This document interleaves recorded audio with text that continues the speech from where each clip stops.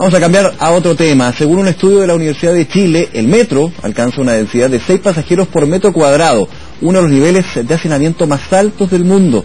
Para analizar estos resultados ya estamos con Alejandro Tirachini, académico del Departamento de Ingeniería Civil de la Universidad de Chile. Alejandro, muchas gracias por acompañarnos. Buenas tardes. Buenas tardes. A ver, la gran conclusión aquí es que el metro de alguna manera se refuerza en la idea de que no da para más.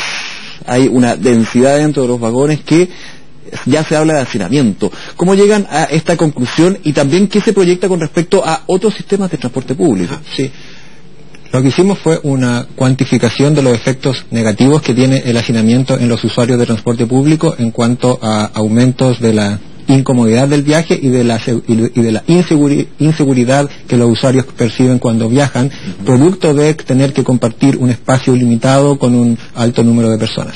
Por ejemplo, lo que encontramos es que para una densidad superior a 3 pasajeros por metro cuadrado, los usuarios en promedio que ya le colocan una nota roja al servicio en cuanto a una inseguridad e incomodidad que ellos perciben, y para el caso de 6 pasajeros por metro cuadrado o más, que es lo que se puede alcanzar en la línea 1, por ejemplo, en el periodo punta de la mañana, la nota que los usuarios le entregan es de alrededor de un 2. Claro, hay muchos puntos que son relevantes, por ejemplo, Los Héroes, Baquedano, Tobalaba, los de mayor cantidad de gente. Y eso no parece para nada extraño. De hecho, en la hora punta se ve justamente en estas estaciones como la confluencia de líneas hace de que 6 por metro cuadrado se vea todos los días. Efectivamente. Entonces, por ejemplo, uno de los resultados del estudio es que eso se traduce en el que la gente está dispuesta a viajar más largo o por más tiempo si es que viaja menos hacinada. Y por ejemplo, lo que encontramos en promedio es que la gente prefiere un viaje de 30 minutos no hacinado versus un viaje de 20 minutos hacinado. O sea, que está dispuesta a pagar más por reducir su tiempo de viaje en una condición de viaje hacinado y apretado versus una condición de viaje tranquilo.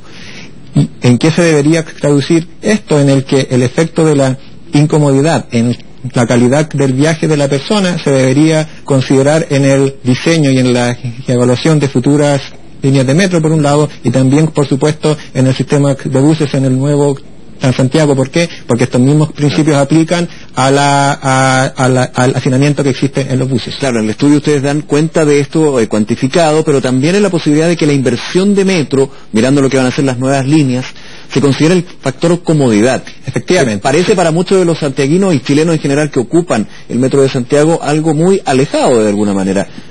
Sí. ¿Por qué? Porque la comodidad hasta hoy día no se considera como un factor en la evaluación social de la proyeccionalidad, digamos. Claro, o sea, lo que se considera son para saber si el Estado invierte o no dinero en un nuevo proyecto de infraestructura de transporte, como por ejemplo una nueva línea de metro, se consideran los ahorros de tiempos de viaje de los usuarios, el ahorro de la congestión en la superficie y de los costos de operación. Pero no hay el efecto de comodidad. O sea, que si yo hago una nueva línea de metro o un corredor de buses, por ejemplo, voy a bajar el nivel de hacinamiento de otras líneas, por lo tanto los usuarios van a estar más felices por ese lado. Vamos un poco a eso, en términos de medidas, ¿cómo se puede implementar un menor hacinamiento desde la rentabilidad social de las inversiones? Porque finalmente uno dice, bueno, el metro termina hacinado porque para muchos el Transantiago, el transporte en la calle, no está funcionando. Eso sí, ha habido un avance, pero para muchos es mucho más óptimo usar el metro hacinado o no hacinado. Efectivamente, o sea,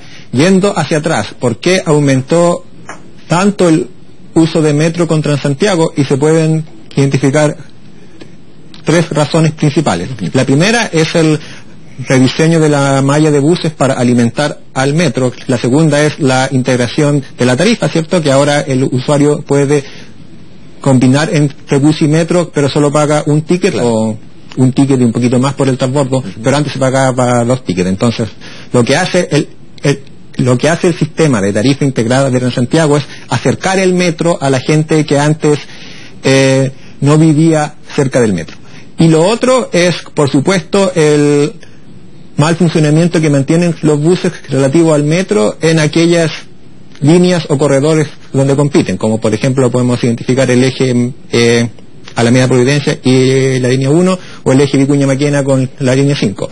En cuanto a la Alameda, que es a donde se ven los mayores niveles de hacinamiento subterráneo en el metro, una medida de corto plazo ahí para alivianar eso es sacar a los taxis de la pista solo bus por donde circulan los buses en la superficie, que en la actualidad no son pistas solo buses, sino que se autoriza que circulen también en general a los taxis, claro. Y eso es un autogol. ¿Por qué? Porque hace que el servicio de buses sea, uno, más lento y dos, menos confiable. O sea, y se va sumando mucha gente a los paraderos, por ejemplo. A los paraderos y eso sobre demanda el metro. O sea, en el metro existe un sobrehacinamiento producto de que la gente prefiere eso a irse por arriba en una calle que está demasiado congestionada. Entonces ahí hay una medida de corto plazo que ayudaría, por un lado, a disminuir los niveles de hacinamiento del metro y por lo tanto mejorar la calidad del servicio por otro lado, y incluso tiene un efecto en los subsidios de Transantiago. ¿Por qué? Porque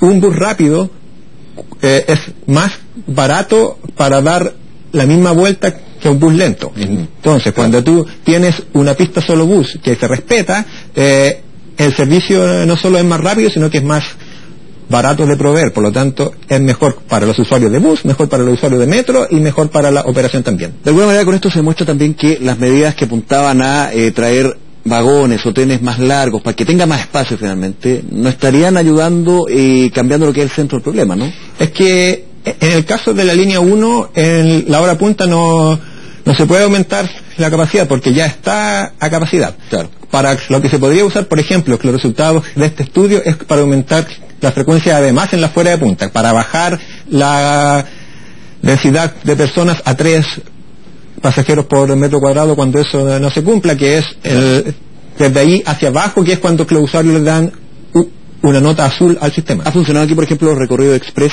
Sí. Saltan estaciones justamente para poder evitar de que haya una sobredemanda. Sí, efectivamente. Los servicios expresos lo que hace es que aumentan la frecuencia para el mismo tamaño de flota, por lo tanto se disminuye el tiempo de viaje y se disminuye la ocupación observada de los vehículos también, de los trenes en este caso.